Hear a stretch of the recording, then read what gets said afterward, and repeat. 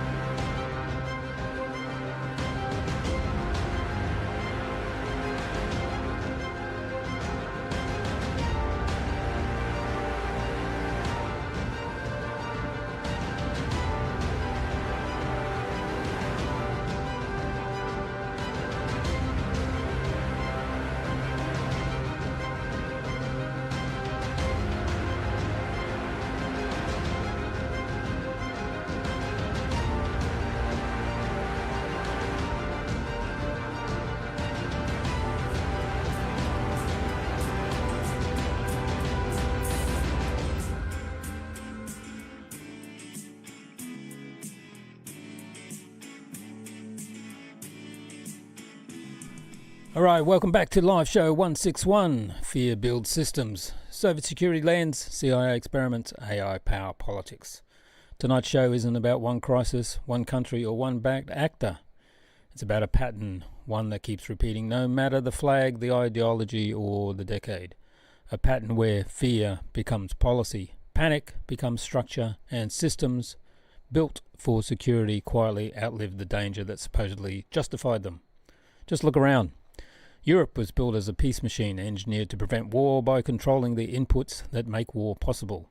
Now it's drifting, more bureaucratic, more democratic, more moralistic, more strategic, more and increasingly comfortable, escalating while pretending it's defending of values. The United States is issuing strategy documents that still sound imperial but read like triage notes, choosing what can be saved, what can be outsourced, and who gets the bill. Europe, surprisingly, is being asked to pay it.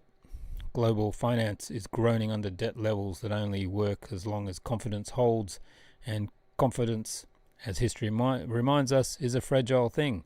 When systems rely on belief rather than productivity, the correction always arrives. Quietly at first, then all at once.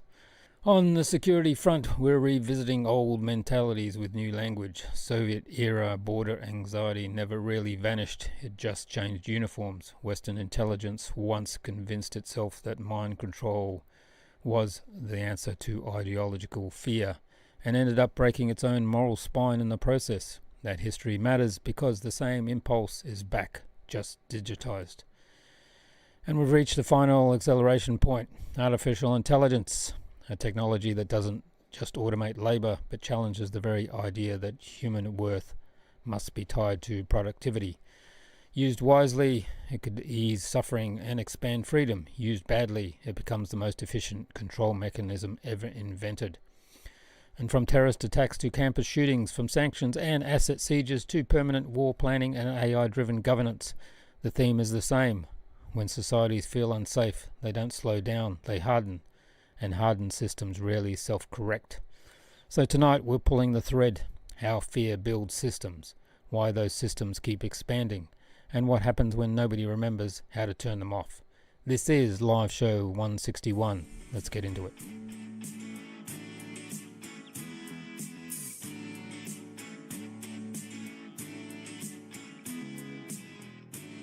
First, let's hit the news, because this week really leaned into the theme of fear driving systems, violence revealing cracks, and institutions making things worse instead of better. We start off with the consequences are most visceral. First, Australia, Bondi Beach, the Hanukul celebration, families, kids, community, and then absolute horror. 2 gunmen open up, killing 15 people, injuring 24, including a 10-year-old child, and a Holocaust survivor, of course, and the British-born rabbi, over 100 rounds fired. This wasn't random. Authorities are clear. ISIS-inspired anti-Semitic terrorism.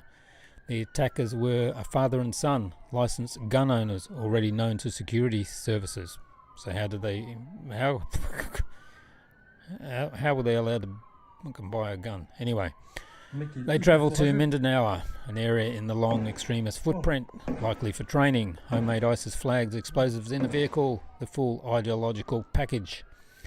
And in the middle of it, a bystander, shot twice, wrestles a weapon away and likely saves lives. Heroism where institutions failed again. Now here's the uncomfortable transition. While Australia reels from ideological violence, the US is once again confronting violence with no ideology at all, just chaos. Brown University, Rhode Island, final weeks, open campus, 2 students dead, 9 wounded, no motive, no suspect in custody, a man detained, released, hundreds of police lockdowns, surveillance, footage drip-fed to the public. Experts call universities soft targets, which is a polite way of saying open societies are fragile, and nobody wants to admit it. One country faces ideological terror, another faces nihilistic violence, and both end up asking the same question: how did we not stop this? And while Western societies deal with the blood on the pavement, Eastern Europe is busy rewriting diplomatic realities. Here in Belarus, quietly, dramatically, Minsk hosts a high-level talks with Washington. Sanctions on Belarusian potash lifted, a key economic artery opened. Prisoner releases follow. Not symbolic ones, 123 people transferred as part of an exchange. And notably absent from the room, the exiled opposition figure Western media pretends runs Belarus from aboard. Turns out real diplomacy happens with governments that actually control territory. Shocking. Which makes the next story even more absurd, because while Washington talks, Brussels punishes. The EU rolls out new sanctions on Belarus, accusing it of hybrid attacks, airspace, information, vibes, the usual undefined menace. Same week, same country, 2 completely different Western approaches. One negotiating, one escalating, one pragmatic, one ideological. And that contradiction doesn't stop there. Inside the EU itself, the knives are out, this time over money. 7 member states openly oppose the plan to seize 210 billion euros in frozen Russian assets. Legal chaos, financial precedent panic, and Brussels is stuck because it can't actually seize the funds without Belgium, and Belgium isn't playing along. So the Commission floats joint debt instead. Hungary and Slovakia say absolutely not. Unity apparently is optional. Which leads perfectly to the final piece, the EU's so-called 6-point Ukraine security plan. A ceasefire that isn't one. An 800,000 strong standing army, European-led forces on Ukrainian soil, permanent retaliation clauses, frozen assets seized forever, fast-track EU membership. In other words, NATO expansion without the NATO label. Moscow rejects it outright. Even within Europe, skepticism is growing, and yet Brussels insists this is peace. So zoom out. Terror attacks, campus shootings, diplomatic whiplash, sanctions addiction, asset seizures, permanent militarization. Different headlines, same pattern. Fear builds system, and once built, those systems rarely know how to stop.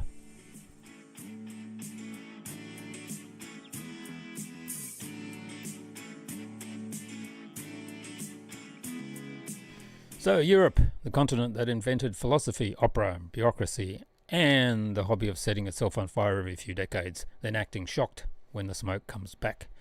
Because here's the thing people forget. European integration didn't start with a vibe. It wasn't a TED talk about unity. It was a cold, hard engineering project. How do we stop Europeans from murdering Europeans again?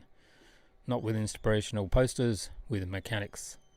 Post 1945, the logic was brutally simple.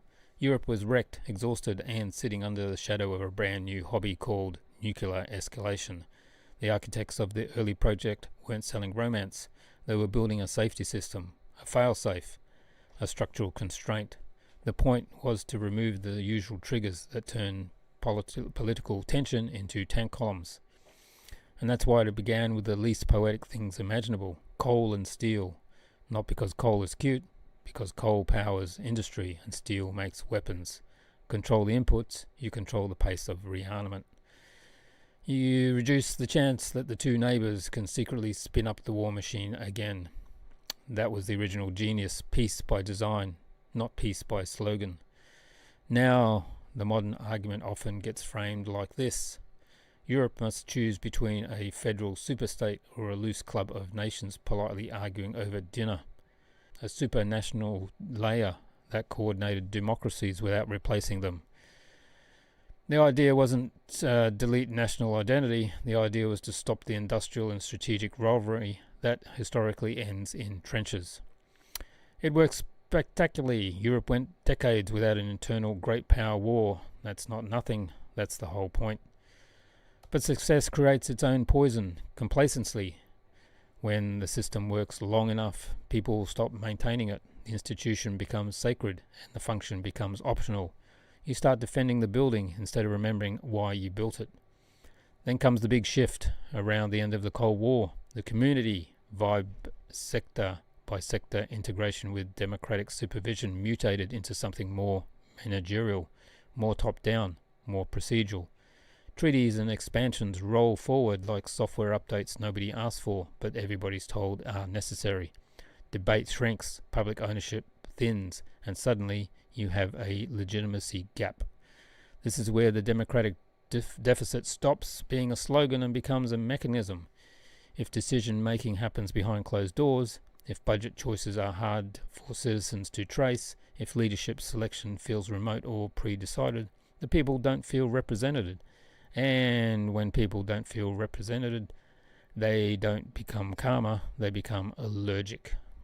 That's the breeding ground for insurgent politics. Populism isn't an alien invasion. It's what happens when the system starts radiating, "Don't worry, adults are handling it," while the adults won't show the receipts. Here's the tragic twist. Attempts to fight populism with scolding, labelling or anti-disinformation bureaucracy can backfire if the public reads it as elite discipline instead of accountability.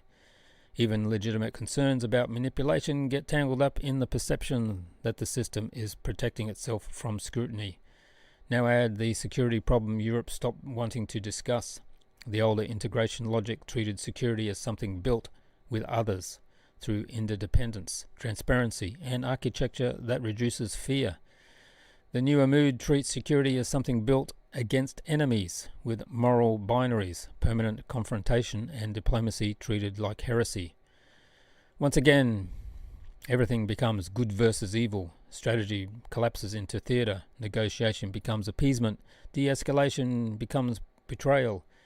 And if public debate is already weakening by opaque governance, you get locked into escalation logic with fewer off-ramps.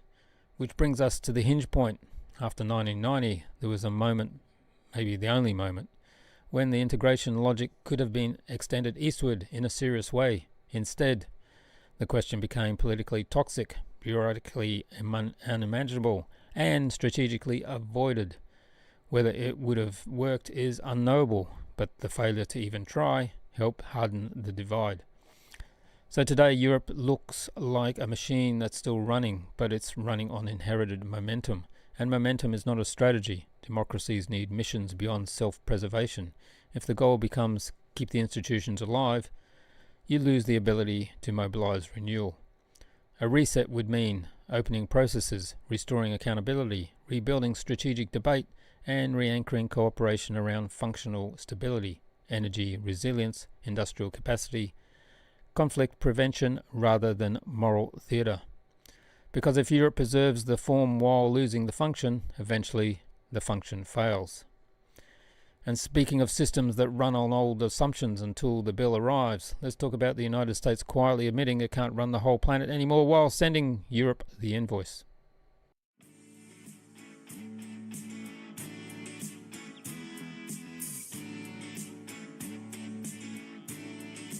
Let's talk money, or more accurately, the global system of promises, confidence, and polite fiction that we've all pretend is stable because the alternative is screaming into a pillow.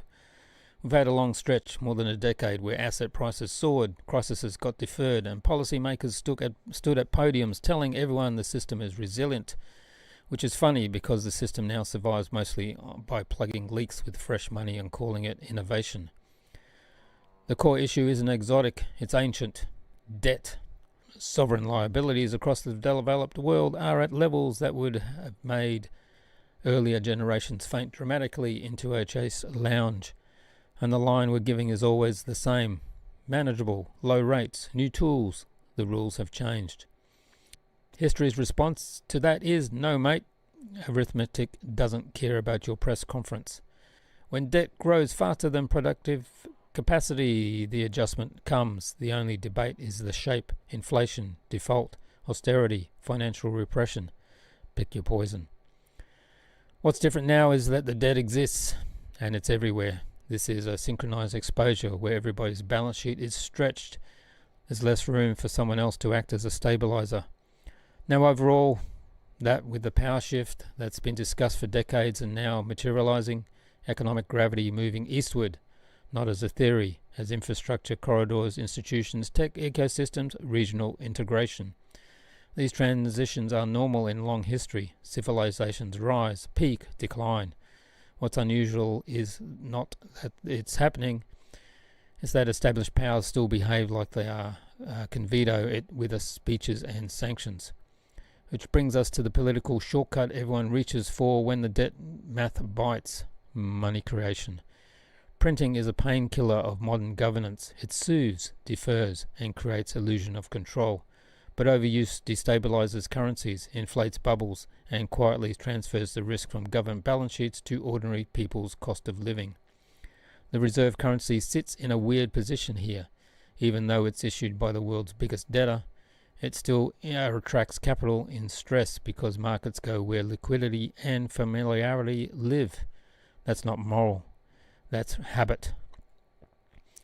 But reserve status is not immortality. Confidence can outlive logic for a long time and then die suddenly. Meanwhile, governments try to reboot industry with tariffs and protection. It plays well politically because it looks decisive and nationalist. Economically, the track record is messy. Tariffs raise costs, distort incentives, invite retaliation, and can intensify downturns. But they are electorally satisfying, and that's the real product. Now the silent constraint people love to ignore: demographics, aging populations, low birth rates, shrinking workforces. This is a slow motion economic gravity. It strains public finances, reduces dynamism, complicates debt sustainability, and pushes politics towards panic. Some states offset with immigration, some don't. But either way, the age profile is a ceiling on growth. And then we add the tech bubble layer. Every innovation wave produces the same human pattern: breakthroughs, optimism, capital rush, overinvestment, correction. AI will transform productivity, sure, but it will also attract euphoric speculation because humans are emotionally constrained across centuries. We just don't invest, we fall in love with narratives until the market slaps us awake. And when trust in institutions start wobbling, societies rediscover ancient refuges. Gold doesn't pay dividends, it survives. That's the point. It's the I don't trust your promises assets. Late cycle finance also creates ugly split, markets roaring while living standards stagnate. Liquidity flows reward those closest to capital, while productive sectors lag. This divergence can persist longer than expected, then closes violently. And here's the danger zone when states start treating foreign assets as available.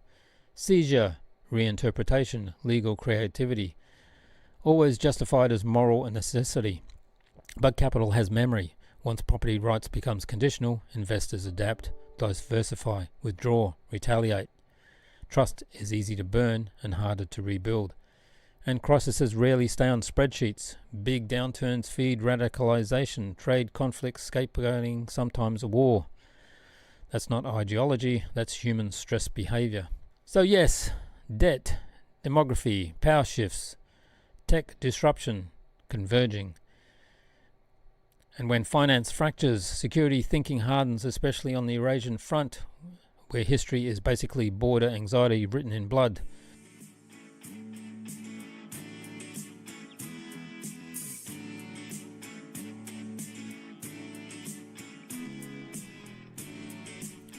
Let's take a quick stroll into a cheerful world of early Cold War intelligence, where fear becomes policy, secrecy becomes habit, and ethics become optional.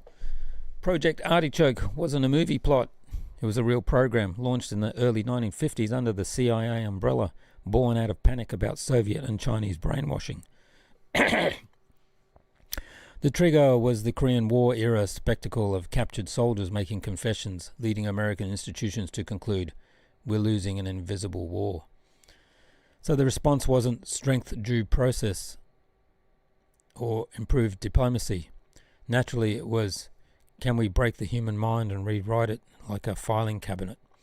Artichoke began as Project Bluebird in 1950 and was rebranded in 1951 as ambitions expanded.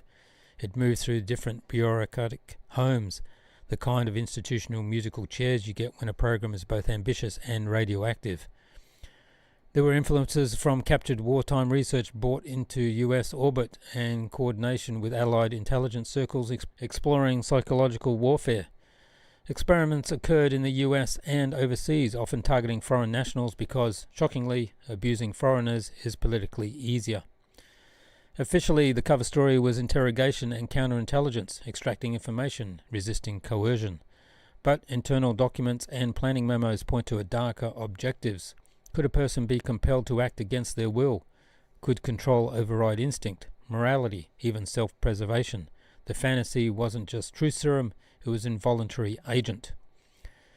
And who do you experiment on when you're doing something this monstrous? You don't start with the powerful, you start with the vulnerable. Prisoners, refugees, defectors, marginalized people, human beings treated as disposable test material. The methods were not science in the noble sense, they were coercion with lab notes. LSD became the signature tool, but it wasn't alone. There was hypnosis, narco-hypnosis, using barbiturates and stimulants, and attempts to induce compliance paired with post-sessions amnesia. There were cases where subjects were forcibly addicted to drugs, then put into withdrawal to increase suggestibility, because apparently the Geneva Conventions weren't trending at the time.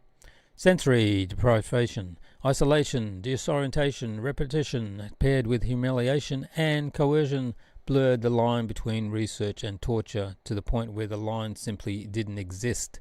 Some experiments were disguised as medical or psychiatric treatments, sometimes involving cooperation from institutions that should have known better. CIA-run safe houses in US cities became testing grounds where unwitting civilians were dosed and observed. Read that again. People were drugged without consent, so suits could watch the results like it was a nature documentary.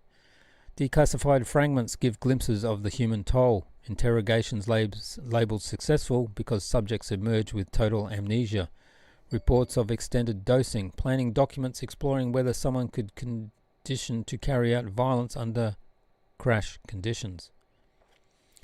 One infamous case often discussed in the broader history of the experiments involves a government scientist secretly dosed with LSD, followed by rapid psychological collapse and death by long disputed circumstances. Whatever the precise chain of events, the broader pattern is clear. This machinery destroyed lives. Overseas, detainees and operational assets were subjected to chemical interrogations and experimental compounds, sometimes combined with brutal detention conditions, and because secrecy was the shield, oversight was weak to non-existent. And that's the lesson. Artichoke wasn't just bad judgment, it was a system capable of running illegal, unethical experimentation because the institutional incentives rewarded secrecy and punished accountability. By the 1950s, Artichoke was absorbed into MK Ultra, the larger umbrella that expanded experimentation across dozens of sub-projects, continuing into the early 1970s until record destruction and exposure through investigations revealed at least part of the mess. And here's the punchline for everyone clinging to "it was a different time" excuse. Artichoke failed on its own terms. There was no reliable mind control, no clean truth extraction.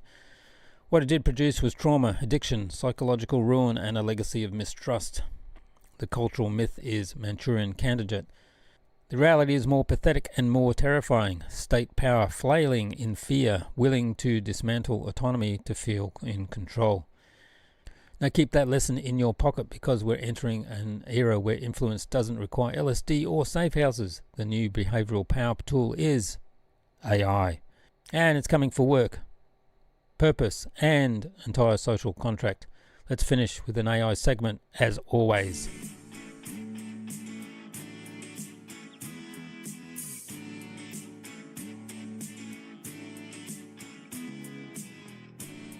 So, AI time, the regular end segment, because nothing says sleep well like contemplating the end of the job market and beginning of a new social order.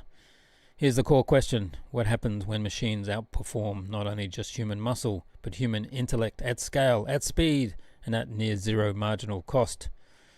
Past tech revolutions displaced categories of labour, but they also created new ones. This one is different because it targets the middle modern society, knowledge work. For decades, Western economies told a comforting story. Manufacturing was shipped overseas, but it was fine because the future belonged to professionals: writing, designing, analysing, planning, managing information. White-collar safety, the smart economy. Then AI showed up and went. So you're telling me your entire economy is patterns in language, documents, images, and decisions? Delicious. The tasks that define modern professional life: drafting, summarizing, customer handling, scheduling, code generation, marketing copy, compliance checks, and analysis are exactly the tasks AI systems can replicate fast and cheap. This doesn't mean every job disappears tomorrow. It means the value of vast swaths of labor get compressed. Companies don't need 100 people doing something when 20 people plus AI can do it, and eventually they don't need the 20. Which brings us to the two-phase transition. Phase 1 is augmentation. Humans stay in the loop. AI boosts productivity. Headcount shrinks quietly. Everyone pretends it's fine because the company still has a team. It's just smaller. Phase 2 is workflow automation. Whole pipelines run end-to-end with minimal human input. Jobs don't shrink, they vanish.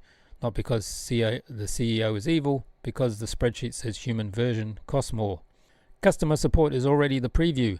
The first contact layer is increasingly AI. Humans become escalations. The same pattern will hit paralegals, analysts, junior coders, marketers, back office admin, anything that's repeatable, document-based, or process-driven.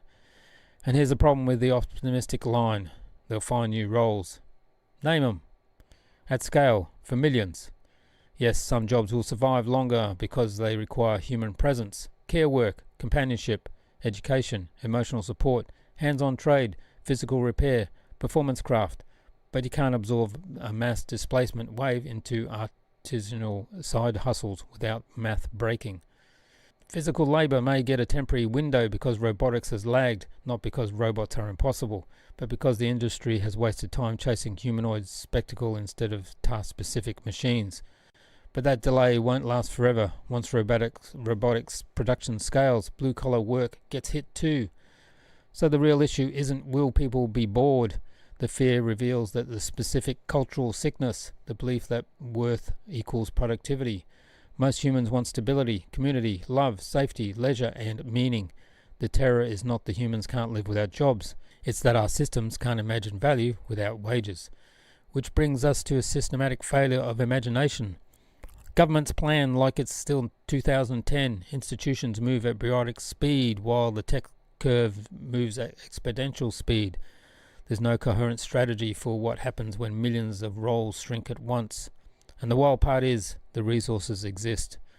The world spends roughly $2.7 trillion a year on military activity, A fraction of that would fund massive social stabilizers, healthcare, education, poverty elimination, real retraining, real transition support. The obstacle isn't affordability, it's power. Because post-labor society changes the hierarchy. If AI generates value with fear, because a post-labor society changes the hierarchy.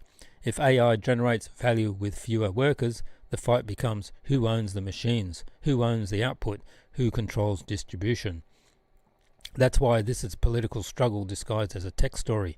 AI could enable a world where people aren't crushed by survival labor, or it could produce a managed dystopia where wealth concentrates, jobs evaporate, and social stability decays into resentment and control systems. The technology isn't destiny, the social contract is. So the crossroads is real.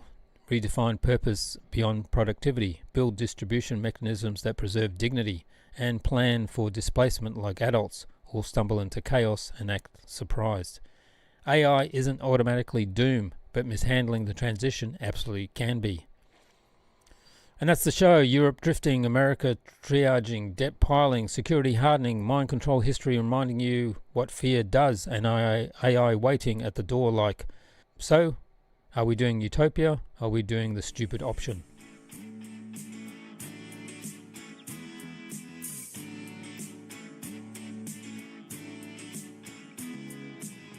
Alright everybody, that's where we'll leave it tonight. If there's one takeaway from this show, it's this. Systems built in fear don't shrink on their own. They harden, expand, and justify themselves long after the original threat has passed. Whether it's security doctrine, financial architecture, surveillance, sanctions, or now AI-driven control, the pattern is always the same. Panic first, structure second, consequences later. Nothing we covered tonight exists in isolation. Terror attacks, campus shootings, sanctions spirals, asset seizures, permanent war planning, and algorithmic governance are all symptoms of societies that no longer trust stability and therefore keep reaching for control. And once control becomes the goal, peace, democracy, and even basic humanity gets rebranded as inconveniences. Now, a quick programming note. There probably won't be a live show this Sunday. Dynamo Minsk is in town and I'll be at the game at Minsk Arena. Priorities, of course. That said, if the game wraps up early and timing works, we may jump on for a surprise show. No promises, no hype. Just keep an eye out. The next definite live show is locked in. Christmas Eve, December 24th. That'll be our Christmas show. And yes, we'll make it worth showing up for. As always, if you found value in tonight's breakdown, hit the like, share it, and help it travel, because these conversations don't get pushed by algorithms, and they sure as hell don't get invited into cable news.